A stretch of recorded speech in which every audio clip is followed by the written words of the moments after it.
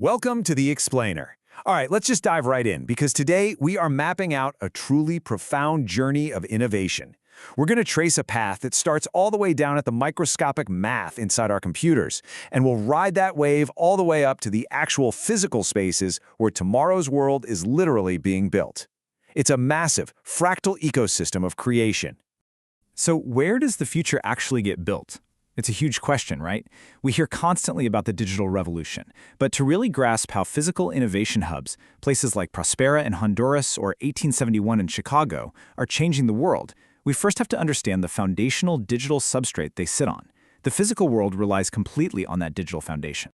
Here is our roadmap for today. We've got 4 stops. First, the quest for digital truth. Second, the evolution of authorship. Third, the network state paradigm. And fourth, physical engines of innovation.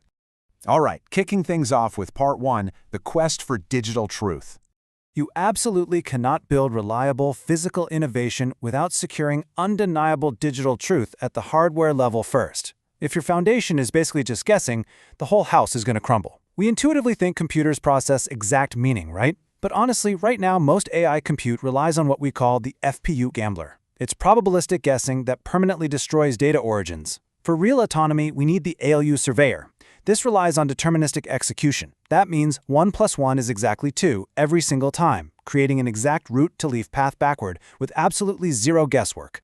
So, to anchor this digital truth and avoid that messy, unpredictable cloud, we use LIFO ledgers.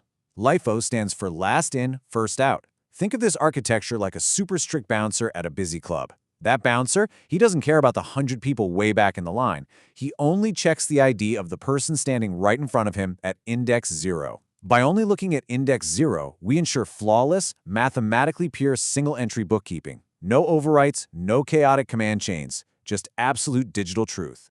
Moving right along to section 2, the evolution of authorship. Because, securing the math is only half the battle.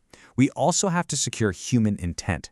Human expression has constantly evolved over time. We went from the fluid, continuous scrolls of the ancient world to the discrete pages of the Roman Codex around 500 AD.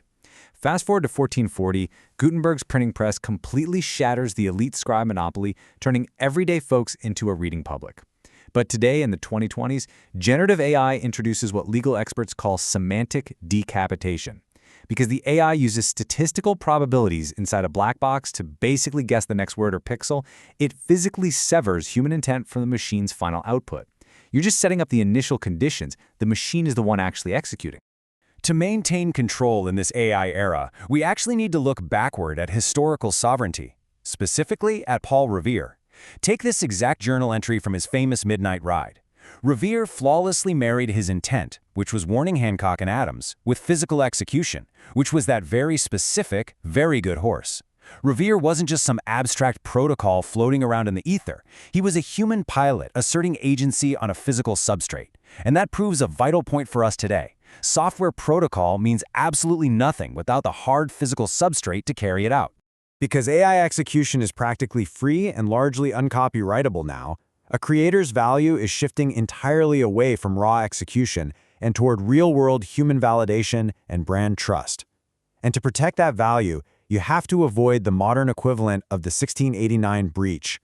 Historically, this was about centralized powers pulling autonomy away from local actors. Today, it's the cloud enclosure, centralized tech monarchs metering your access to AI. To reclaim your sovereign agency, you absolutely must require local execution on physical hardware that you actually possess. You have to ride your own horse, so to speak. Okay, let's zoom out a bit for section 3, the network state paradigm. Once you have exact digital truth and independent agency, how do you go about building an entirely new society? Well, history offers an incredible parallel. The very first successful decentralized network states were actually built by 17th century pirates. Literally, way back in 1693 in Madagascar and 1716 in the Bahamas, maritime outlaws built incredibly structured, highly aligned physical enclaves totally independent of global superpowers. And today, in the 2020s, we are seeing this exact same blueprint actively play out in modern digital enclaves, like the network state of Prospera in Honduras. The beating heart of this paradigm is a cloud-first, land-last model. Instead of starting with physical borders on a map, a network state scales its moral energy and builds intense social alignment, what they call devalence, digitally in the cloud first. Only after that deep alignment is forged do they establish an autonomous physical enclave. Now sure, history shows these alternative models face massive, existential friction from legacy systems and empires trying to protect their monopolies. But the drive to establish sovereign physical dirt, it's undeniable. Which brings us to our final stop, Section 4, Physical Engines of Innovation. Founders absolutely require physical collaborative ecosystems to turn digital intent into reality, period. For example, in Toronto, the Akin Collective provides vital shared studios for artists. It was exactly this type of shared space model, specifically Kyle McLean-Smith's experience collaborating with Oliver and Mike at Akin, that showcased the immense power of physical hubs. We see this exact model scaled up massively in Chicago with huge incubators like 1871 for AI, Matter for healthcare, and MHub for hard tech. That shared space model is perfectly executed at Chicago's 1871, located right inside the iconic Merchandise Mart. It accelerates innovators who are building extraordinary businesses, taking them all the way from an idea to the Fortune 50, providing specialized labs for AI. Meanwhile, MHub gives founders the literal prototyping labs and research services needed to build world-changing physical tech. They're shaping the entire landscape of hard tech development right here in the US. And right alongside them is Matter. It's an innovation hub entirely dedicated to mobilizing entrepreneurs, scientists, and clinicians committed to improving healthcare. It proves that when you group aligned minds in a collaborative, shared space, you break out of those traditional silos and incredible, life-changing breakthroughs happen. But this collaborative energy isn't just for traditional cities.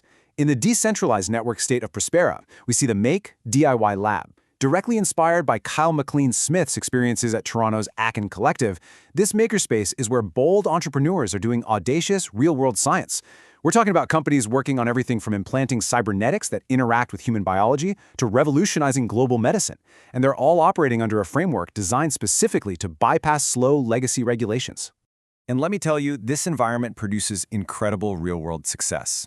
Just recently, right inside that Make DIY lab in Prospera, a founder named Juliet from a startup called Muse Bio pitched a paradigm-shifting idea to Tim Draper and investors on the show Meet the Drapers. She explained that menstrual blood is actually the most abundant source of stem cells we have to date, but it's been ignored due to stigma and the slow bottlenecks of legacy academic.